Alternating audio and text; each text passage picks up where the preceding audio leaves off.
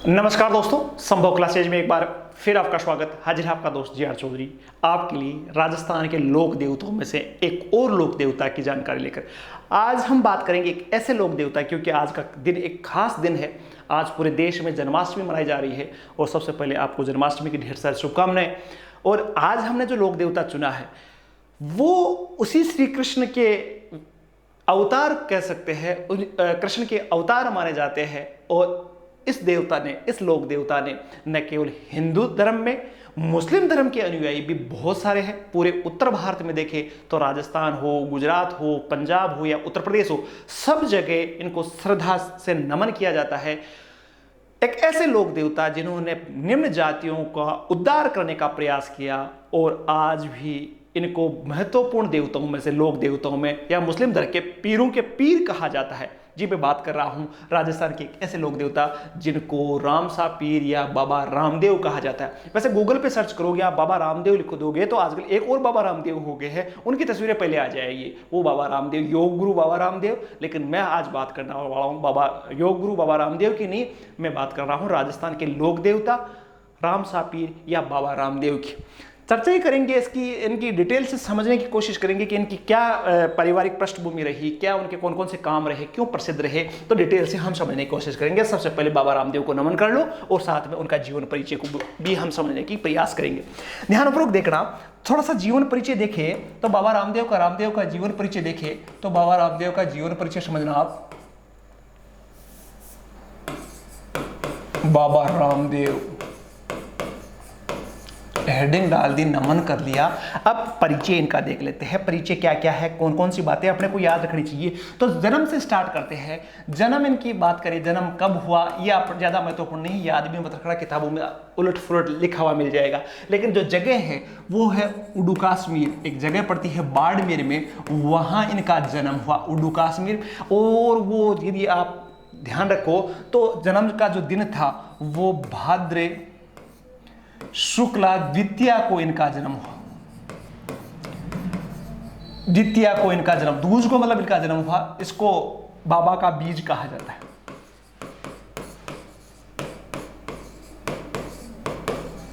बाबेरा बीज भी कहा जाता है। तो भाद्र शुक्ला द्वितीया को इनका जन्म हुआ। जगह थी उडू कश्मीर और ये जगह जो पड़ती है वो बाड़मेर डिस्ट्रिक्ट में पड़ती है। बाड़मेर डिस्ट्रिक्ट, वर्तमान की बात करें तो बाड़मेर डिस्ट्रिक्ट में ये जगह पड़ती है। इसके अलावा इनके पिता का नाम देखें तो पिता जो थे उनके, ये अजमाल जी के पुत्र थे। अजमाल नाम के, अजमाल जी के पुत्र थे। अजमाल जी तंवर इनके पुत्र थे। इनकी मां का नाम मेणा दे था और इनकी पत्नी का नाम था, वो था नेतड़ दे। ये नेतड़ दे जो थी ये अमरकोट की थी, अमरकोट की राजकुमारी थी। अमरकोट में एक राजा हुआ करते थे दलेल सिंह, सामंत कह सकते हो वैसे तो। दलेल सिंह इनकी पुत्री थी। दलेल सिंह सोडा राजपूत पाया जाता है वहां, तो सोडा की पुत्री थी। तीनों नामों को देखो, यदि याद नहीं हो रहा है तो तीनों नामों को हम देखें तो ये अजमाल जी, मेणा दे और नेतड़ दे, इसके पे एक राजस्थान में बहुत प्रसिद्ध लोकगीत बना हुआ है।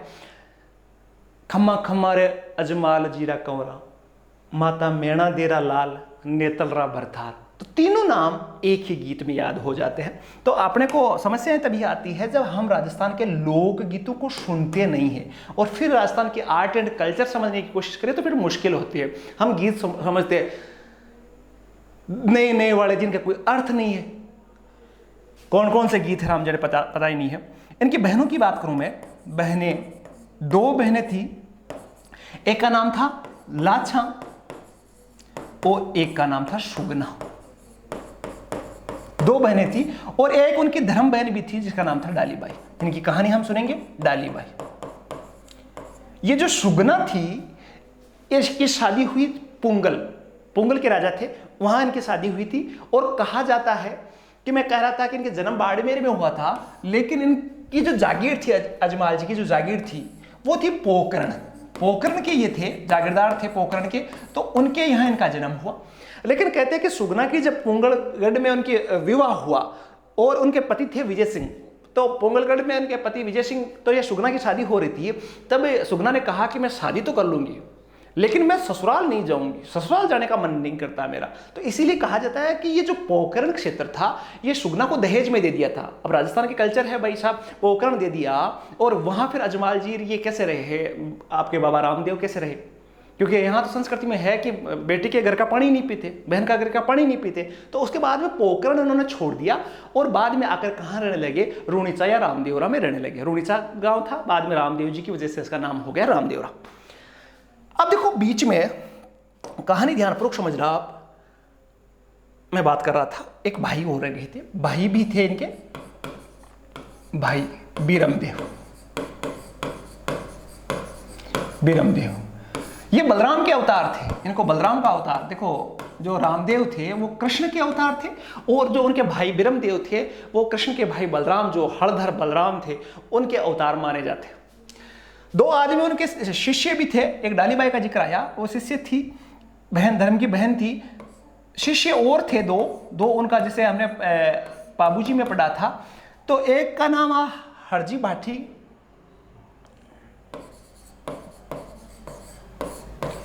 एक का नाम था हरजी भाटी और एक और महत्वपूर्ण व्यक्ति थे रत्ना राय का, जिनका गीतों में जिक्र आता है रत्ना राय का।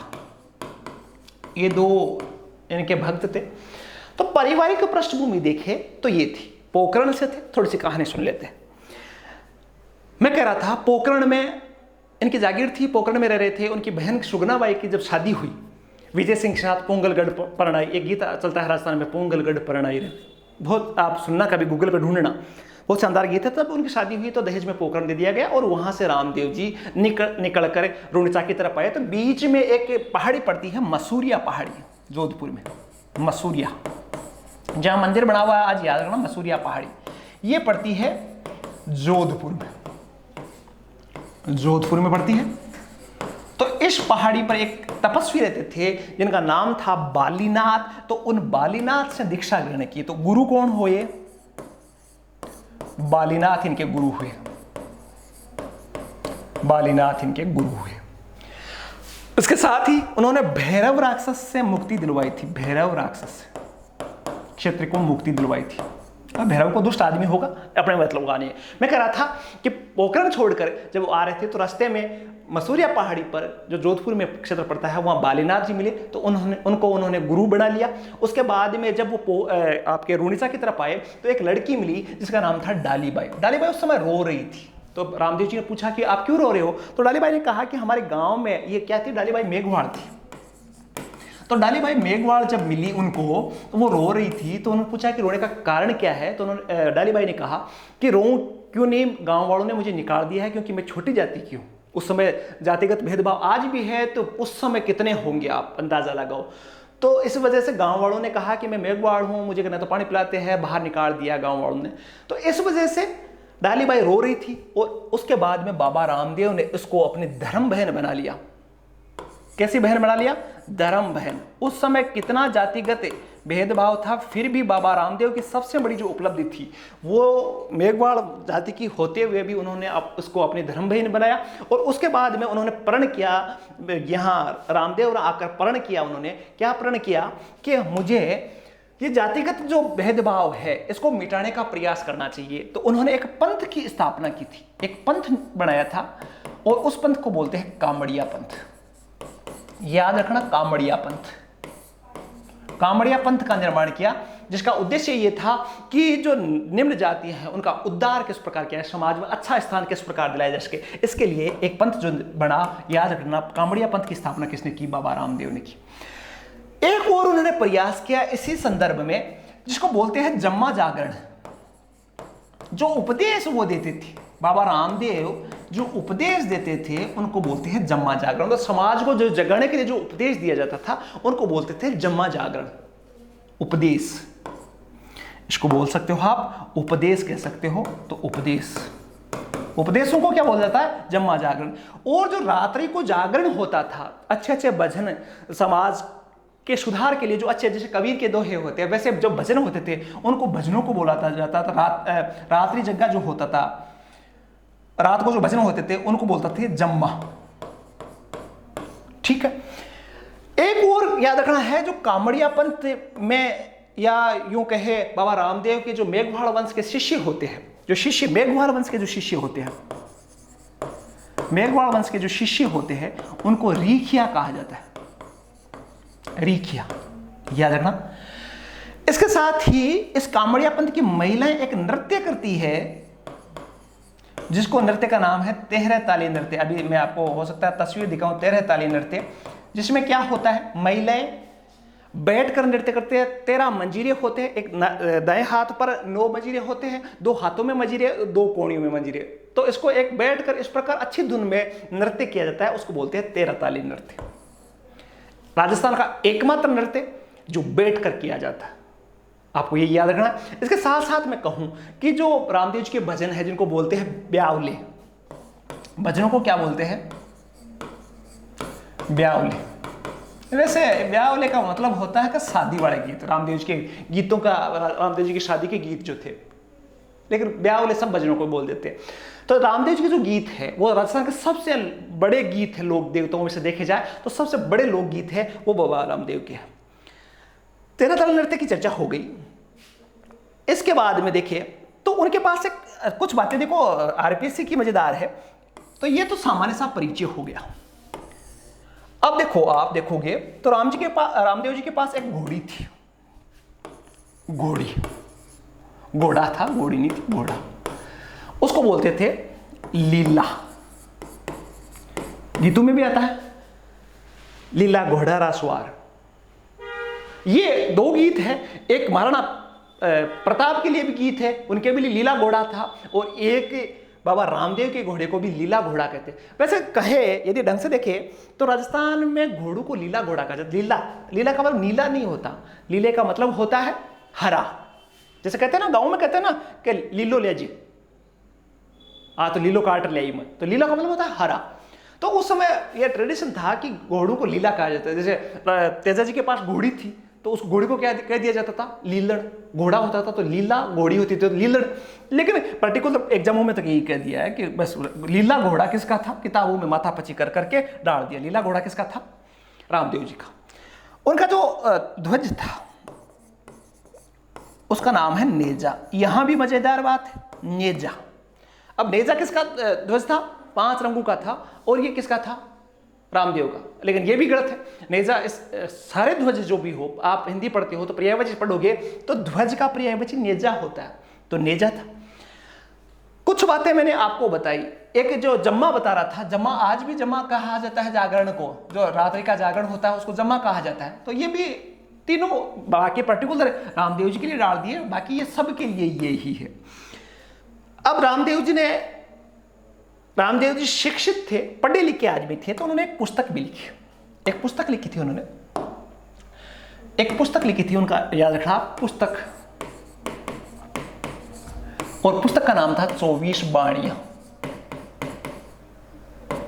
24 बाणियां, जिसमें रामदेव जी के चमत्कारों की बात है। और चमत्कारों को क्या कहा जाता था, पर्चा।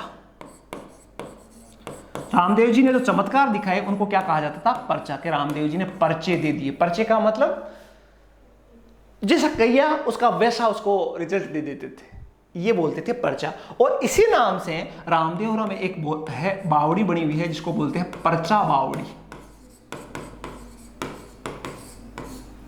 ठीक है, थोड़ी सी और कर लेते हैं बात। अगली जो बात है, अब इनकी मृत्यु की बात कर लिए हम, तो मृत्यु जो है, इन्होंने जीवित समाधि ले ली थी, और वो डेट थी भाद्र शुक्ला एकादशी, मतलब 11 के दिन इन्होंने जीवित समाधि ले ली थी रामदेवरा में। और जीवित समाधि का मतलब होता है खड्डा खुदवाया, अंदर बैठ के ऊपर से मिट्टी डलवा दी, ये इसको बोलते थे जीवित समाधि। पहले बड़े बड़े संत थे वो जीवित समाधि लेते थे। और इनकी मृत्यु के 1 दिन पहले जो डालीबाई थी, इन्होंने भी, डालीबाई ने 1 दिन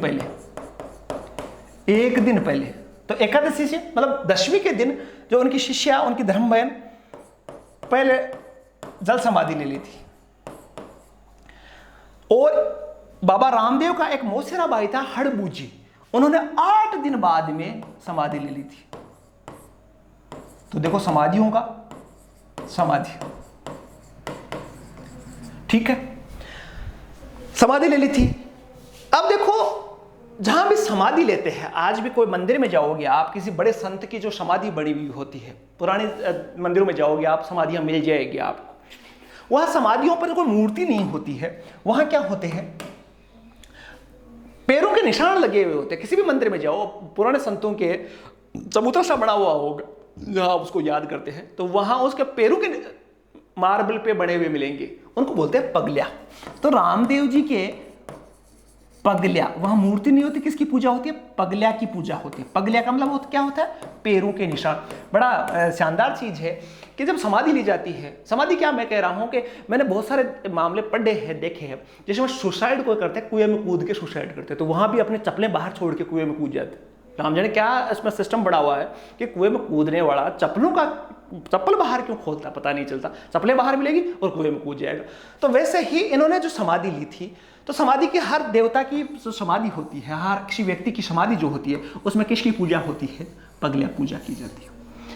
रामदेव जी को मैं कहूं तो याद करने की मुख्य जो वजह है वो है दलितों के उद्धार के लिए ये पूजे जाते हैं। अब जो परीक्षा में आपको और चीज जो याद रखनी है, वो सबसे मोस्ट में कहूं तो वो सबसे मोस्ट जो है वो आपके है मंदिर। रामदेव जी के मंदिर है, बहुत मोस्ट है, याद रखना मंदिर। 4-5 मंदिर है बाबा रामदेव के, उनको याद रखना। बाबा रामदेव वो नहीं, लोक देवता बाबा रामदेव। पहले रुणिचा में, रुणिचा कहाँ है, जैसलमेर में। रुणिचा को रामदेवरा भी कहा जाता है, कहाँ है, जैसलमेर में। ठीक है, कोई समस्या नहीं है, ये तो अपने को पता है। एक और बहुत प्रसिद्ध मंदिर है जो गुजरात में है, जिसको मिनी रामदेवरा कहा जाता है, या छोटा रामदेवरा कह दो, छोटा रामदेवरा, अंग्रेजी में नहीं, अंग्रेजी में गड़बड़ हो जाएगा, छोटा रामदेवरा। छोटा रामदेवरा कहाँ है, रामदेवरा कहाँ है, यह है गुजरात में। ठीक है, एक राजस्थान का मिनी रामदेवरा किसको कहा जाता है, एक सवाल आता है, राजस्थान का मिनी रामदेवरा, रामदेवरा तो ये है खुंडियास, आपको याद रखना है खुंडियास, ये पड़ता है अजमेर में। यहां भी रामदेव जी का मेला बढ़ता है, तो इसको भी आप याद रखना। एक जो मैंने बताया है मसूरिया पहाड़ी, मसूरिया जहां गुरु मिले थे, मसूरिया पहाड़ी, यहां इनका मंदिर बना हुआ है जोधपुर में। एक और मंदिर याद रखना है, हल्दीना एक जगह है जो अलवर में है, वो याद रखनी है अपने को। हल्दीना कहाँ है, अलवर में है। एक और मंदिर का आपको याद रखना है, और वो है सुरता खेड़ा, बहुत महत्वपूर्ण। आप देखोगे तो मेवाड़ में जाओगे आप, तो सबसे ज्यादा मंदिर भक्त आपको मिल जाएंगे सुरता खेड़ा। सुरता खेड़ा जो है वो चित्तौड़ में है। आप देखोगे तो चित्तौड़ और मेवाड़ का जो क्षेत्र है, वहां बाबा रामदेव के बहुत सारे भक्त हैं। और श्रावण और भाद्र माह में आप जाओगे तो वहां आपको हर एक 1 किलोमीटर में राम रसोड़े मिल जाएंगे। एक शब्द आता है राम रसोड़ा, याद रख लेना, राम रसोड़ा। राम रसोड़ा होता क्या है कि राम रसोड़े में क्या होता है कि हर 1 किलोमीटर में जो रामदेव जी की मंदिर की तरफ जाते हैं, पैदल जो यात्री जाते हैं, जिनको जात्री कहा जाता है, जात्री वैसे यात्री होते हैं लेकिन जात्री कह देते हैं मारवाड़ी में। तो जात्रियों के लिए खाने की व्यवस्था जहां की जाती है उनको बोलते हैं राम रसोड़ा। तो आप चित्तौड़ में, अभी यहाँ दूसरे जिलों में तो उतना नहीं है, लेकिन आप मेवाड़ क्षेत्र में जाओगे तो यहाँ आपको मिल जाएगा राम रसोड़े। और एक और चीज, एक और मंदिर का मैं जिक्र जरूर कर दूं, जिसको बोलते हैं कोटड़ा, और वो बाड़मेर में। तो ये 7 जो मंदिर है ये आपके लिए महत्वपूर्ण है। और लोग इनको कपड़े का घोड़ा बनाकर, जो पाली में बनता है, कपड़े का घोड़ा बनाकर भेंट करते हैं। अब देखो, आपको बहुत बड़ी क्लास लग रही होगी, लेकिन यहां देखिए आप, यहां देखोगे आप तो मात्र और मात्र यहाँ से लिया स्टार्ट किया और यहाँ आपका कंप्लीट हो गया और सारा का सारा रामदेव जी के बारे में चर्चा हो गई। किसके अवतार थे? कृष्ण के अवतार, विष्णु के अवतार, उनके बड़े भाई जो सगे भाई जो थे वीरमदेव, वो किसके? बलराम के अवतार थे। बाकी सारी डिटेलें आपके सामने हैं। ये जो डिटेलें हैं इसी में से सवाल आखिर देखने को मिलता है। ये थी बाबा रामदेव की जानकारी। एक नए लोक देवता जिनकी चर्चा हम अगली क्लास में करेंगे वो लेकर जल्द हाजिर होऊंगा। क्लास कैसी लगी ये कमेंट करके जरूर बताना, और क्या सुधार हो सकते हैं। और जो चैनल पर नए हैं वो जल्दी से चैनल को सब्सक्राइब और बेल आइकन जरूर दबाते। बेल आइकन नहीं दबाते हो, बेल आइकन जरूर दबा लेना। तो बेल आइकन दबा के चैनल पे आ जाओ। ऐसी जानकारी लेकर मैं हमेशा आता रहूँगा। जय श्री कृष्णा, धन्यवाद, जय हिंद।